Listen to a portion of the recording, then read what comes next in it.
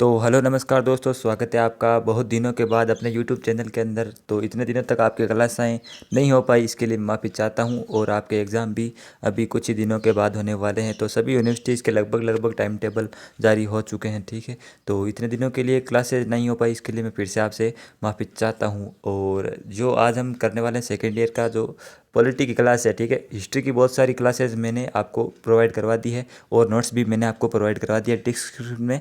आपको जो डिस्क्रिप्शन है वीडियो को, वहाँ से आप बाई कर लेना 20 रुपये के अंदर, ठीक है। 30 रुपये के अंदर आप बाई कर लेना हिस्ट्री के नोट्स। और ये है जो पॉलिटी के नोट्स है जो अभी कंप्लीट नहीं हो पाए हैं किसी कारणवश, ठीक है। तो अभी आपको पता है क्या कारण हो रहा है, नहीं मतलब जो नोट्स कंप्लीट नहीं हो पा रहे, ठीक है। फिर भी मैं जो जितने नोट्स अभी तक ये कंप्लीट मैंने किए हैं, लगभग लगभग पहला पेपर का मैंने नोट्स कंप्लीट कर दी है।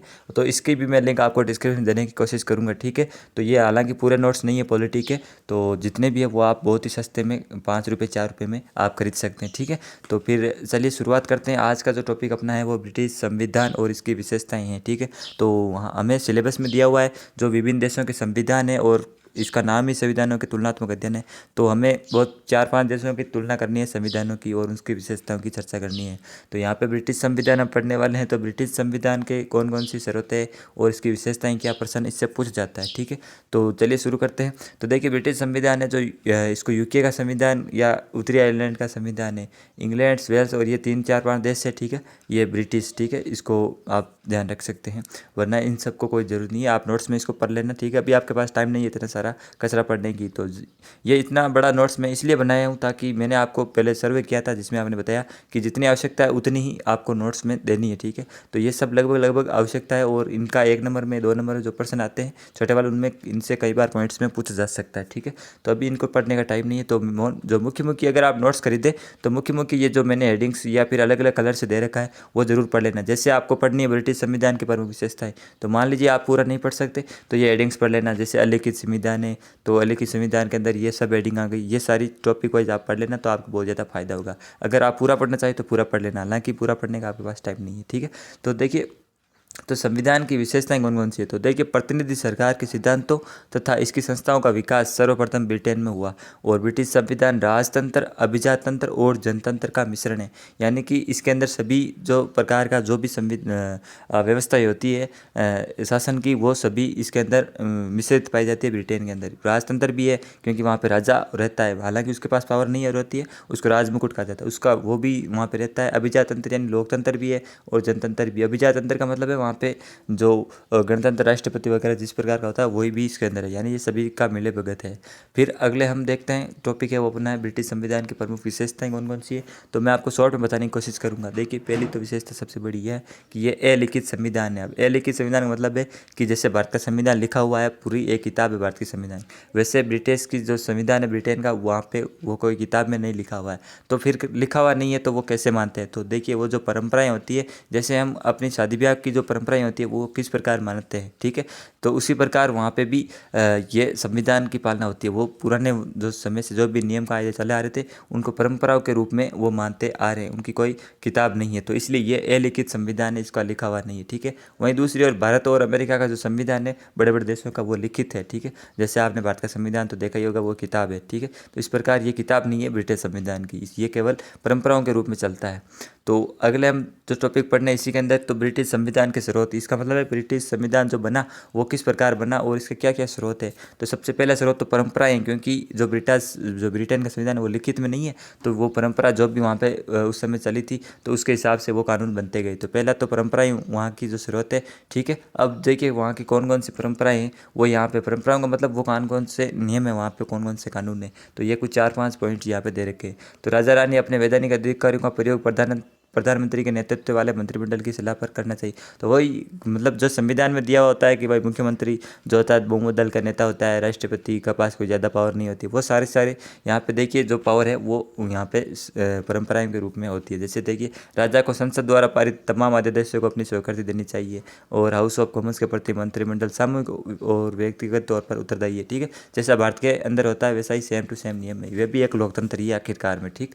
तो अब अगला जो इसका स्रोत स्रोत है वो है महान अधिकार पत्र। इसका प्रश्न बहुत बार पूछा जाता है, ब्रिटिश संविधान में महान अधिकार पत्र क्या है, तो हम इसको पूरा पढ़ लेते हैं। देखिए, इनको संविधान घोषणा पत्र या संवैधानिक सीमा चिन्ह भी कहा जाता है। किसको? महान अधिकार पत्र को। यह ऐतिहासिक दस्तावेज सम्राट की शक्तियों और नागरिकों की स्वतंत्रता को परिभाषित करते हैं। ब्रिटिश संविधान के कुछ मूल पक्षों पर अधिकार उनका उल्लेखनीय प्रभाव है। इन अधिकार पत्रों में महत्वपूर्ण है Magna carta, petition of rights, bill of rights और अन्य। ठीक है, तो ये इसका महान अधिकार पत्र कहते हैं। अधिकार पत्र मतलब ये एक घोषणा पत्र होता है जिसके के अंदर जो नागरिक होते हैं वहाँ के उनकी शक्तियाँ और उनकी जो स्वतंत्रताएँ होती है वो इसके अंदर मतलब दी हुई होती है। ठीक है, तो ये महान अधिकार पत्र होता है। ठीक है, आगे देखते हैं। जो तीसरा स्रोत है ब्रिटिश संविधान वो है अधिनियम एक्ट। जो वो अधिनियम जो संसद वहाँ की पारित करती है, बनाती है, जो परंपराओं उनका हिस्सा नहीं रहती है और जो किसी कानून की जरूरत पड़ जाती है तो वो अधिनियम द्वारा नया कानून बना देते हैं। ठीक है, संविधान में संसद के द्वारा। ठीक, फिर निर्णय विधि। निर्णय विधि क्या होती है? जो न्यायिक निर्णय होते हैं, जो कोर्ट वहाँ की फैसला लेती है, वो भी कभी कभी कानून बन जाते हैं। फिर प्रचलित कानून। जो प्रचलित कानून जो न्यायाधीश वगैरह या फिर जो सभी देशों के अन्य देशों के अंदर मान लीजिए चलते हैं, तो उस प्रकार के जो कानून है वो अगर किसी को जरूरत पड़ी देश के अंदर तो वो उस प्रकार के कानून भी वहाँ के स्रोत है। ठीक है, फिर कानून टीकाएँ। कानून टीकाएँ क्या होती है? जो लीगल वैकेंसीज है। देखिए, ये देश के संविधान कानून पर संवैधानिक विशेषज्ञों द्वारा लिखी गई व्याख्याएं या पाठ्य पुस्तकें हैं। तो इसका मतलब यह है जो वहाँ के विशेषज्ञ होते हैं, संविधान के जो जानकार होते हैं, वो कुछ किताब लिखते हैं, कुछ सुझाव देते हैं, तो उस प्रकार के सुझाव कभी कभार जो है गवर्नमेंट वहाँ की मान लेती है तो उसको भी कानून बना लेती है। ठीक है, तो कानूनी टीकाएँ मतलब जो किताबें वगैरह जो भी जानकार वगैरह होते हैं। ठीक है, तो ये संयुक्त सभी ब्रिटिश संविधान के प्रमुख स्रोत है। जो ऊपर हमने पढ़े 5-4 वो संविधान के स्रोत थे ब्रिटेन के।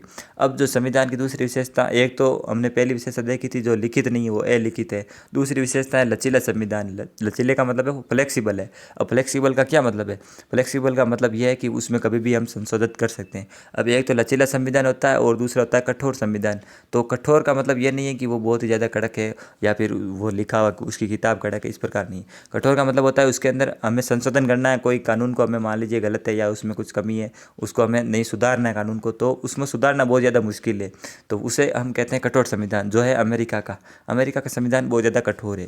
और जो लचीला संविधान है वो है इसका ब्रिटेन का। तो लचीले संविधान का मतलब है कि इसमें कभी भी हम आसानी से संशोधन कर सकते हैं। देखिए, ब्रिटिश संविधान जो प्रकृति है उसकी लचीली है। इसमें संशोधन के लिए किसी विशेष प्रक्रिया की आवश्यकता नहीं है। ऐसा नहीं कि इसको बहुमत पहले लोकसभा में ले जाओ, राज्यसभा में ले जाओ, बहुमत चाहिए या फिर राष्ट्रपति की सिग्नेचर चाहिए, ऐसा कुछ भी नहीं है वहाँ पर ब्रिटेन में।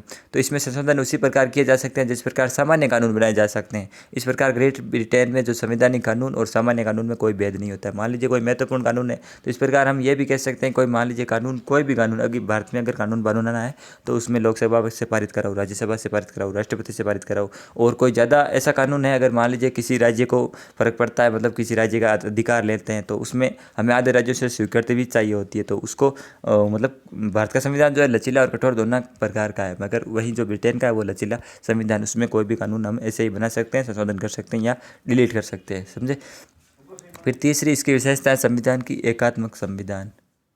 एकात्मक संविधान का क्या मतलब है कि जो भारत के अंदर भी जो हम जो भारत के पूरे ऑल इंडिया का संविधान एक ही, ऐसा नहीं कि राजस्थान का संविधान अलग है और जम्मू कश्मीर का, हालांकि पहले था मगर वो अब एक ही हो गया। जैसे गुजरात का एक ही है, दिल्ली का, सब मतलब पूरे ऑल इंडिया पर एक ही संविधान लागू होता है, उसी प्रकार संपूर्ण ब्रिटेन पर एक ही प्रकार का संविधान लागू होता है। इसी को हम एकात्मक संविधान कहते हैं। और दूसरी जो अगली विशेषता हम देखते हैं वो होती है संसदीय सरकार। संसदीय सरकार, जैसे भारत में आपको पता है कि जो भारत में जो संसद की सरकार है, जो संसद वाला सिस्टम है वो ब्रिटेन से ही लिया गया है। ब्रिटेन में पहले ही ये सब चीज़ें, संसदीय प्रणाली, जो कार्यपालिका, न्यायपालिका और विधायिका संबंधित चीज़ें चलती थी, तो इसी से प्रेरित होकर जो है अपने संविधान में भी ये संसदीय सरकार प्रणाली अपनाई गई थी। ठीक है, तो ये ब्रिटेन संविधान की चौथी विशेषता हो गई। फिर अब अगला टॉपिक क्या देखते हैं, सरकार की ब्रिटिश संसदीय पद्धति की विशिष्टताएं निम्नलिखित है। तो कई बार प्रश्न ये पूछा जा सकता है कि ब्रिटेन की जो संसदीय व्यवस्था है उसकी क्या विशेषताएं, उनकी विशेषताएं लिखिए। तो देखिए, इनकी विशेषताएं हम देख लेते हैं एक बार के लिए, कभी प्रश्न आ भी सकता है। तो देखिए, वहाँ का जो राजा है वो नाम मात्र का प्रशासक होता है।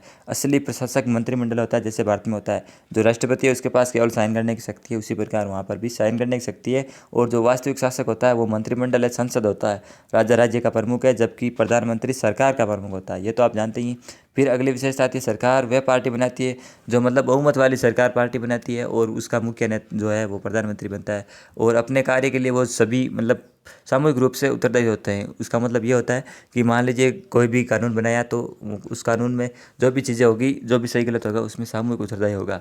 तो ठीक है, इस प्रकार की ये तीसरी विशेषता होगी। जैसे भारत में भी यही सिस्टम होता है। चौथी विशेषता, राजा रानी प्रधानमंत्री की सलाह पर सदन को भंग कर सकते हैं। तो यहाँ पे जो राजा रानी है वो भारत में राष्ट्रपति की तरह होते हैं। ठीक है, तो अगर आपको याद ना आए कौन सी विशेषता, तो भारत में जो विशेषता होती है, आप भारत के राष्ट्रपति को राजा मान लेना और प्रधानमंत्री तो प्रधानमंत्री है ही, और जो उसके पास पावर है वो सारे के सारे ब्रिटेन में है। ठीक है, फिर अगली जो विशेषता आ जाती है वो है संसद की प्रभुसत्ता। प्रभुसत्ता का मतलब है संसद ही सर्वोच्च है वहाँ पर, न्यायपालिका भी वहाँ पे ऊपर नहीं है, न्याय संसद सबसे बड़ी वहाँ पे।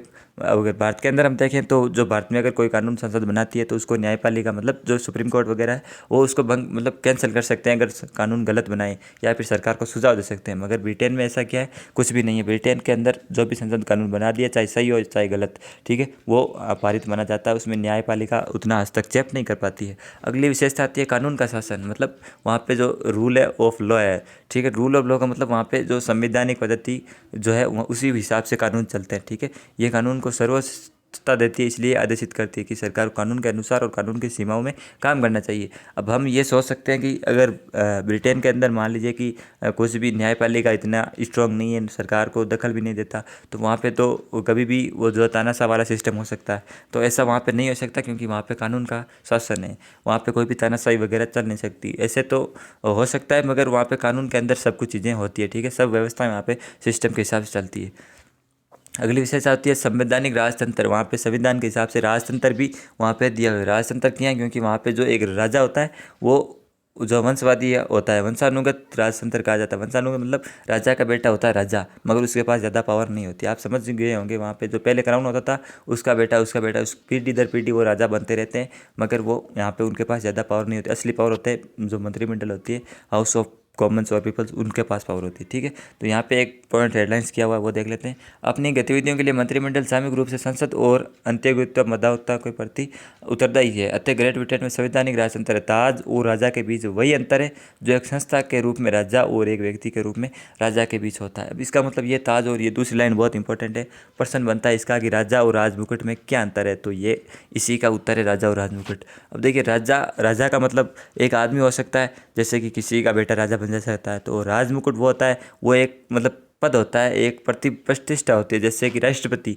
अब मान लीजिए राष्ट्रपति और रामनाथ कोविंद में आप क्या अंतर करोगे, तो रामनाथ कोविंद तो एक आदमी है, एक शख्स है, मगर जो राष्ट्रपति है वो एक पद है। तो उसी प्रकार राजा और राजमुकुट के अंदर अंतर होता है। ठीक है, राजा तो कोई भी बन सकता है, मगर राजमुकुट क्या होता है, एक पद होता है, एक प्रतिष्ठा का होता है। ठीक है, तो अगर राजा और राजमुकुट में अंतर पूछे तो आप ये लिख सकते हैं। कितना बड़ा वीडियो हो गया अभी तो, ठीक है, 12 मिनट का हो गया, 3-4 मिनट का और देख लेते हैं। ठीक है, फिर द्विसदनीय पद्धति। यहाँ पे जो सदन है ब्रिटेन के अंदर वो 2 प्रकार के सदन होते हैं। तो 2 सदन कौन से, एक तो हाउस ऑफ लॉर्ड्स और House of Commons. House of Lords उस सदन होता है जैसे भारत के अंदर लोकसभा होता है, सॉरी राज्यसभा होता है, वो उस सदन है। उसी प्रकार हाउस ऑफ लॉर्ड्स और दूसरा होता है हाउस ऑफ कॉमन्स। ठीक है, तो प्रश्न ये भी पूछा जा सकता है कि ब्रिटेन के 2 संसद है उसके नाम लिखिए, दो सदन है उसके नाम लिखिए, तो हाउस ऑफ लॉर्ड्स और हाउस ऑफ कॉमन्स। ठीक है, उसके बाद हम अगले पॉइंट, इसके ये सारी चीज़ें हम नहीं पढ़ते हैं। तो अब हम डायरेक्ट प्रश्न उत्तर देख लेते हैं। ठीक है, तो प्रश्न उत्तर में भी जो मैं आपको इंपॉर्टेंट बनते हैं या फिर परीक्षा में पूछे जाते हैं, पिछली बार परीक्षा में आई वो देख लेते हैं।